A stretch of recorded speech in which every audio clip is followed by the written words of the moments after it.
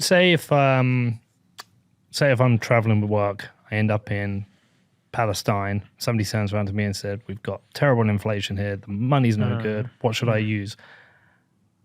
Someone would say, and certain people I know will say, the moral, just, and best thing you can do is tell them to get Bitcoin. And unfortunately, in those instances, they'll have to use the existing cryptocurrency exchange and stablecoin infrastructure in order to acquire that Bitcoin. I wouldn't even give that recommendation. If somebody's living hand to mouth in a regime like that, I'd be saying to them, you should get Tether, and Tether is available on these blockchains. Oh, well, that's what I just said, yeah. Yeah, and this is the quickest and easy thing you used to do. And you should be if you're living hand to mouth, you don't want Bitcoin. It's no good for you right now. You need Tether because you do not need price volatility. Right, but a Bitcoin maximalism perspective would recognize that situation, understand that in those instances, people are making the best choices for themselves, for their own life in the world, and then they would then aspire to attempt to fix the situation by returning those products and services to an environment in which those people can acquire those services without trusting the same parties. I'm telling you, there are people who consider themselves Bitcoin maximalists who will not do that. And this is a problem. This is the whole thing's opaque.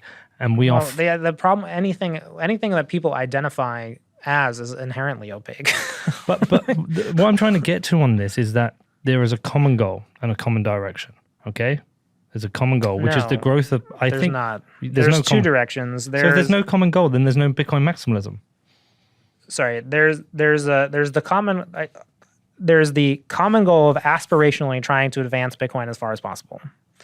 Then there's a couple of deviations from that. It's one, recognizing that there's some limitations to that and then trying to fix it. That's Bitcoin maximalism. The second is recognizing there's some limitations and then trying to profit off of it or create another adjunct service to that, right?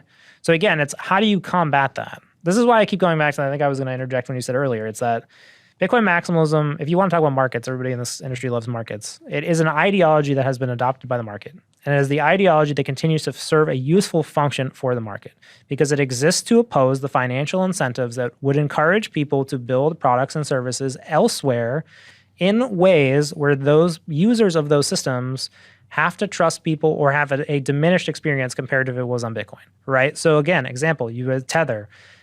There's Taro, which is Lightning Labs' proposal to rebuild stablecoins on Bitcoin. That is a Bitcoin maximalist proposal. It states that there is a useful product and service elsewhere. The people who are using that service, they don't have very good risks and trade-offs compared to owning Bitcoin itself.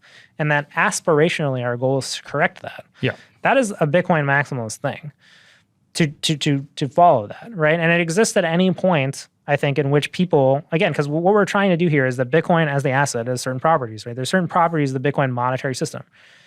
I think our goal is to expand that to the greatest degree possible. And that includes encompassing successful products and financial services elsewhere. Stablecoins, exchanges, Jack Dorsey right now working on centralized Bitcoin exchanges. These are all Bitcoin maximalist things that are trying to take things that exist elsewhere that are, monetizing and creating value for people in the short term back to Bitcoin. That endeavor has to be what Bitcoin maximalism is. So, I mean, that's a great definition. And I can buy into that. I don't think many people who see themselves as Bitcoin maximalists see it that way, and I think it's fractured into a number of different behaviors and expectations of people that go beyond that. That stretch beyond just Bitcoin. It's political beliefs, a whole bunch of. I don't need to bring them all up. A whole bunch of different things, and that has been something that has fractured maximalists. I think it has fractured a group of people who really are aligned on 90% of things. Well, then I think the people who recognize that Bitcoin maximalism serves a goal need to reclaim the term Bitcoin maximalism and not reject it, because I do agree that you would have to agree that Bitcoin maximalism is useful. How else would you express that you as a human being or that you as a group or whatever want to maximally extend the innovation of Bitcoin to include as many financial services and things as possible? No, I don't know. Like I said, I completely agree with you. I absolutely do. But we were at an event in Miami the other day. It was a panel, and they said, "What makes you a Bitcoin maximalist?" And I said, because I completely agree with you. I mean, I only hold Bitcoin. I only really care about Bitcoin. I said, but I can't call myself one for two reasons. Okay, firstly, in certain scenarios, I would do certain transactions with Monero, and I wouldn't do that with Bitcoin. Certain things. And also, I can't square the circle of the usefulness of dollar stablecoins in certain geographies on networks like Tron, where I don't care about the network, but I care about the individual having access to that dollar.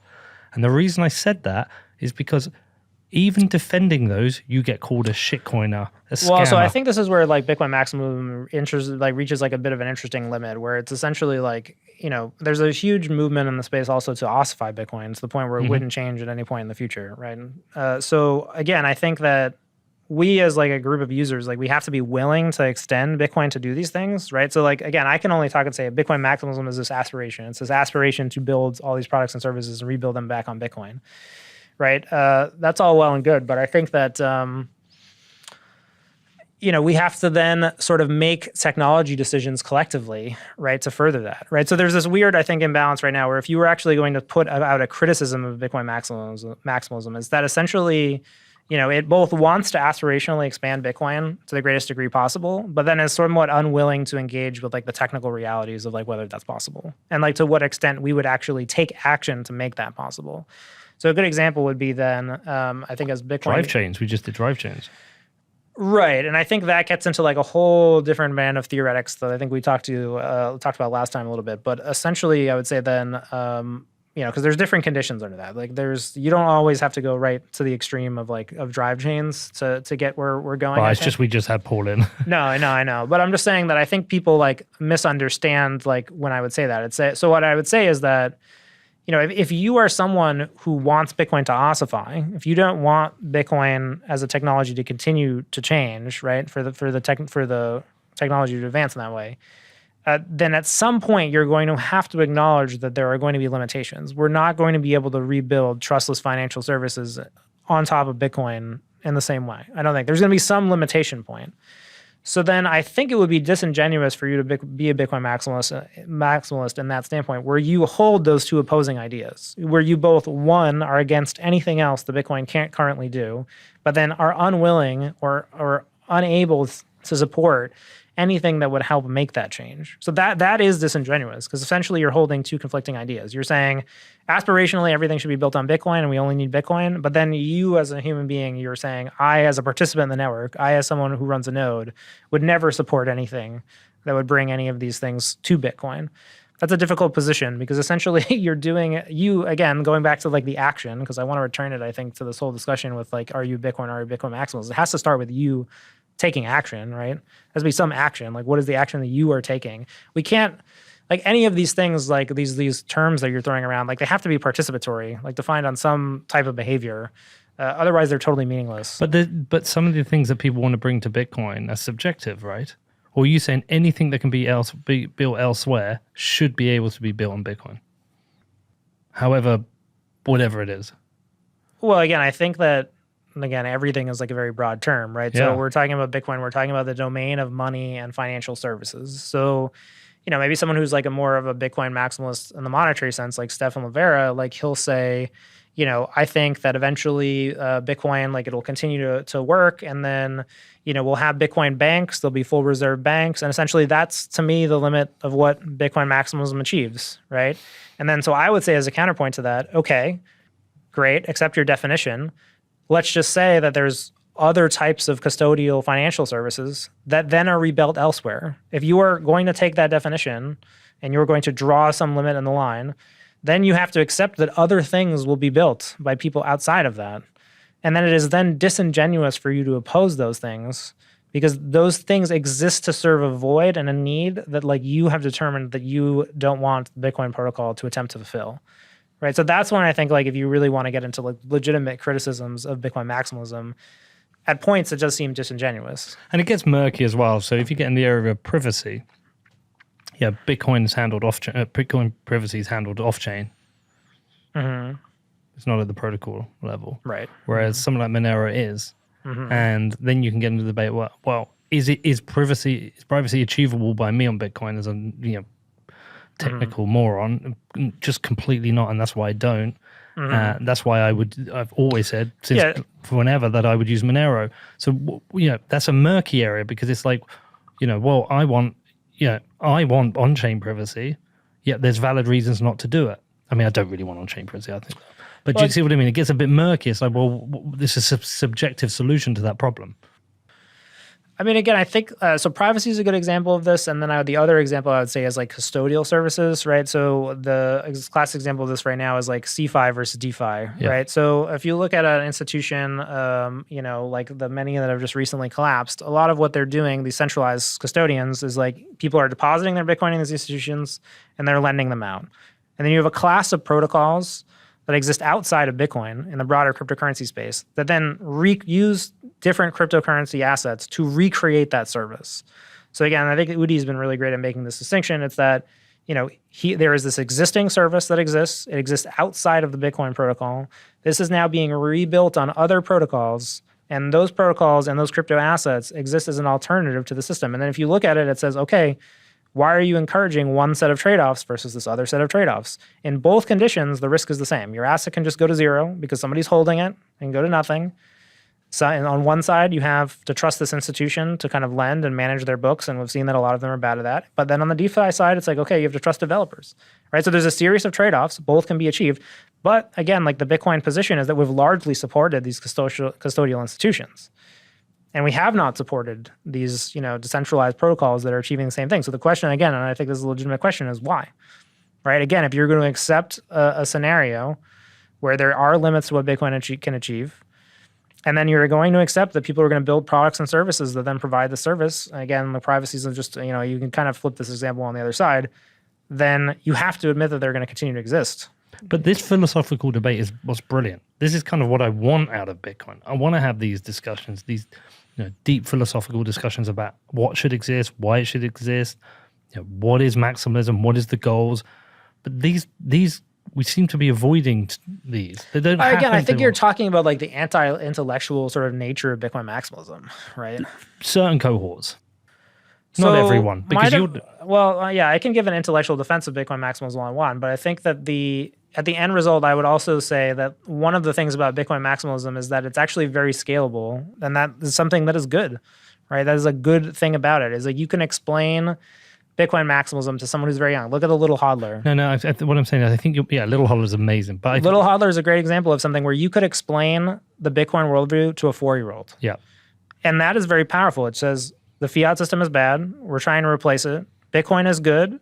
And then anything else that's happening in cryptocurrency is this, investment worldview, right? So again, like Bitcoin maximalism, the worldview itself is very scalable. And where I would draw criticism of saying, I think the anti-intellectual parts of Bitcoin maximalism are actually positive, because I don't know of a reality. And again, this is where I think the crypto agnostic people like really lose me, is that not everything can be endlessly intellectualized. So one of the problems with the cryptocurrency movement beyond Bitcoin, the people who are agnostic to cryptocurrencies, it assumes this tremendous intellectualization of what's going on, right? It assumes me and you can sit and have this argument, and we can talk about whether centralized custodians and decentralized custodians, we can talk about the trade-offs. And for the average person, they're not going to interface with that. Yeah. So now we're talking about what is the ideology that the whole of the cryptocurrency industry has produced that scales? What is the most scalable ideology? On one side, you have the no-coiners. They're saying Bitcoin and cryptocurrencies don't exist. I mean, clearly, that is not a scalable ideology, and it's a diminishing ideology because it doesn't recognize reality, right? We would argue. And then there's the cryptocurrency agnostic worldview, which states that there's going to be all these types of new crypto assets. You're going to be trading them 24/7. You're going to be on Twitter at 2 o'clock in the night, managing your portfolio that's constantly in these assets that are being reduced, debased, split, forked, whatever. And you're going to be some sort of nouveau financial investor who's again, constantly managing this complex portfolio of digital assets. And then you have the Bitcoin maximalist worldview that says buy Bitcoin, hold Bitcoin, don't lose your keys or trust anybody with your keys, oppose the current system, participate in finance and investment responsibly. That worldview seems scalable. Again, I don't know how to inhabit. So again, going back to action, it's you as a human, you have to choose and to live in one of these worlds. So again, you really have to get rid of the idea that this is theoretical, and it goes back to Bitcoin existing in perpetuity. If Bitcoin exists in perpetuity, it impacts the world, right? It continues to exist. So then you have to take some action to recognize it. You can deny it. You can become a no-coiner, and which is very clear you're being financially penalized at a rate that's very clear. Whether you don't realize. You can be cryptocurrency agnostic. You can try to build things that compete, augment, live alongside Bitcoin, and try to financially live that life. I would argue that you're creating a society in which you're creating, this environment where someone who is a participant in your worldview has to be involved in a financial infrastructure at such a level where I can't imagine that the average participant would be able to do that. I couldn't live in that world. Again, I tried to look, I'm an economically coordinated person. I wanted to buy all the stupid, dumb shitcoin DeFi projects when they were cheap. I wanted to kind of get, the money. I tried to live in that world. And then there's the Bitcoin maximalism view, which again asks the user to take very simple actions and asks them to buy a very simple narrative, And I say, so again, now we're getting a little bit into like worldview competition. Like, it is true that these sociologies develop, they have some relationship with technology, but then you have to look at which one of these is scalable. Which one of them could the greatest number of people live in? Can they actually inhabit in their daily lives? The maximalism. I think Bitcoin maximalism offers the most coherent of the worldviews. What about if you're a developer and you want to build something on Bitcoin, but it can't be done, like your example earlier, right, because they won't do the upgrades, but there's a need for this tool, and you go and you build it. Again, that's why I think we've created these moral penalties, right? Yeah, but what I'm saying is, and you go and build it out on this other platform, are you now not a Bitcoin maximalist? Are you now a shitcoiner? Because you could be accused of that. Well, this is where I think you get into get canceled. Again, there's a ton of Bitcoin developers who have contributed to other cryptocurrency projects. You can go down the list. Andrew Plestra, Peter Todd, like Ryan Bishop. Almost all of them at some point have contributed to some alternative cryptocurrency. But it was always with this idea of experimenting with technology that we couldn't use in Bitcoin today, and then attempting to bring it back to Bitcoin for the greatest good. So again, you have to then define the action, right? If you are doing something for the benefit of Bitcoin, then it's just demonstrably aligned. If your interest is to understand how Monero works, use it advantageously, and bring those learnings to Bitcoin, I would argue you're still being a maximalist because you're still trying to advance Bitcoin. Yeah, and I would agree with that, and I like that. What I don't like are these hard lines which don't rationally think through the actions that somebody has taken. It's just this hard line. Well, but that's why I think the whole idea of creating exclusionary groups at the level is just ridiculous. It's like the idea that you're a Bitcoiner is ridiculous. Like, no one should consider themselves a Bitcoiner just because they own Bitcoin. I own a lot of things, and I don't consider myself an active member of that community.